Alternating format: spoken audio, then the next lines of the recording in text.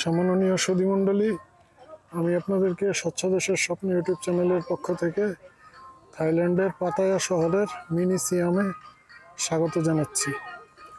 এখানে বিভিন্ন দেশের গুরুত্বপূর্ণ স্থাপনার রেপ্লিকা তৈরি করা আছে। এক জায়গাতে অনেক কিছু দেখা যায়, তো সেগুলি অল্প একটু আপনাকে দেখানোর চেষ্টা করছি। বিকাল দর্শকের সংখ্যা বাড়ছে, যে আইফেল টাওয়ার দেখতে পাচ্ছেন। আমি হেঁটে হেঁটে একটু দেখাই কতটা দেখানো সম্ভব হয়।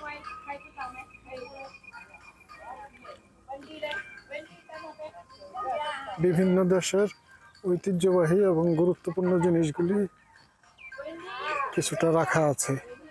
সব তো রাখার মতো অবস্থা নেই, কিছু রাখা আছে। দেখলাম তাজমহলের জন্য জায়গা রাখা আছে, কিন্তু তাজমহলটা এখনো তৈরি করা হয়ে ওঠে নাই।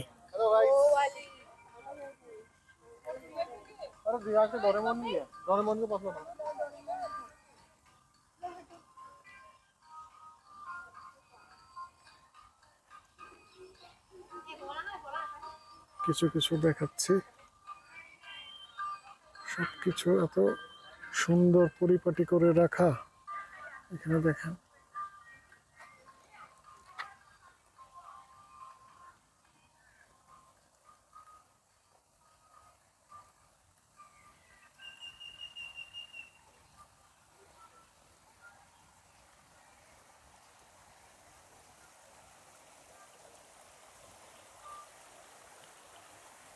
এই যে দেখেন সিঙ্গাপুরের বিখ্যাত ভাস্কর্য আছে এখানে।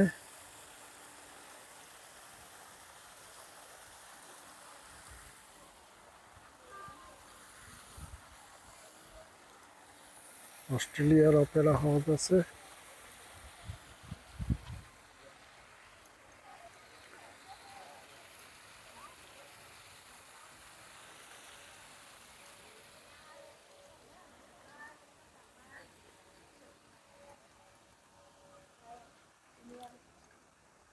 যে এখানেও কিছু স্থাপনা। এখানে যে ইংল্যান্ডের, এটা একটা ইংল্যান্ডের একটা ব্রিজ, এটা রেপ্লিকা আছে। এখানেও বিভিন্ন ধরনের স্থাপনা রয়েছে।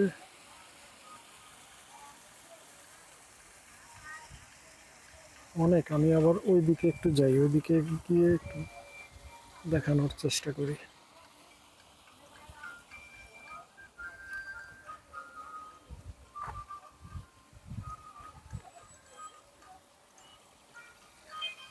সরাসরি তো কোনো রাস্তা নেই, রাস্তা সব বাঁকানো, মানে স্থাপনার ফাঁকে ফাঁকে বাঁকানো, বিভিন্নভাবে বানানো। কোন দিক দিয়ে গেলে যে যাওয়া যাবে আর যাওয়া যাবে না আগের থেকে বোঝা যায় না।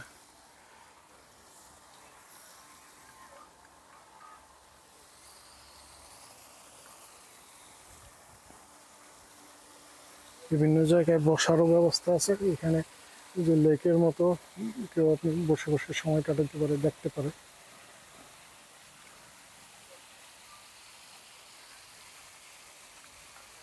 ঘাসগুলি এবং বিভিন্ন লাগানো গাছ এত সুন্দর করে পরিপাটি করে কাটা আছে। প্রতিদিন অসংখ্য দর্শক আসে,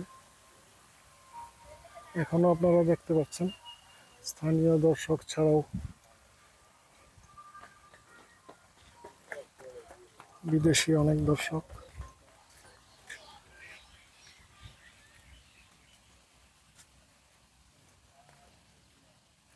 স্থাপনা ছাড়াও তাদের যে এই শৈল্পিক সৌন্দর্য, যেটা এটাও দেখে মনে রাখার মতো।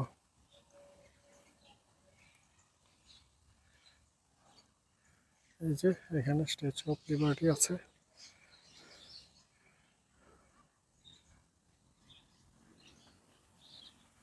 এখানে এই যে দেখেন,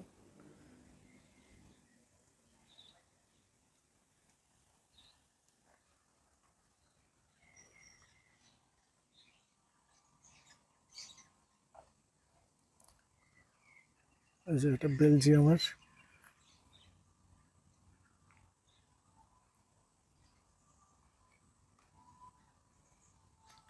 কিছু কিছু ভাস্কর্যের, বিখ্যাত ভাস্কর্যের রেপ্লিকাও আছে।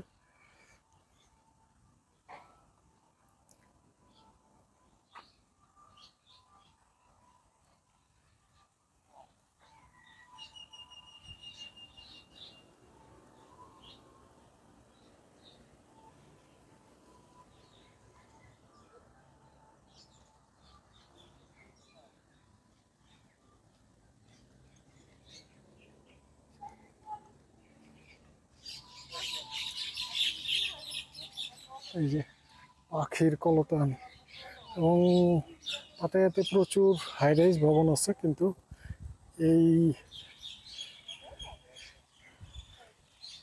মিউনিসিয়াম পার্কের আশেপাশে কোনো হাইরাইজ ভবন নাই, একদম কাজে সবুজে ভরা চারদিকে। তারা নিজেরাই তো এখানে পরিকল্পিত সবুজ প্রচুর লাগিয়েছে, সুন্দর করে রেখেছে, আকর্ষণীয় করে রেখেছে।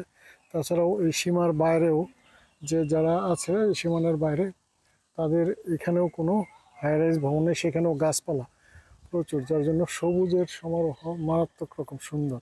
সেটা একটা বিশাল ভালো লাগার মতো একটা ব্যাপার। তা এখন তারা এত গোছানো পরিপাটি শৈল্পিকভাবে তাদের স্থাপনাকে রেখেছে, আকর্ষণীয় করে রেখেছে। আশা করি আমরাও আমাদের মতো করে চেষ্টা করব আমাদের স্থাপনাকে সুন্দর করে রাখার জন্য, পরিচ্ছন্ন করে রাখার জন্য। তাহলে সেটা আমাদের কাছেও আকর্ষণীয় হবে, এবং বাকি যারা দেখতে আসবে দেশে বিদেশের মানুষ, তাদের কাছেও আকর্ষণীয় হবে। এই প্রত্যাশা রেখে সবাইকে ধন্যবাদ জানিয়ে এখানে শেষ করছি। ধন্যবাদ।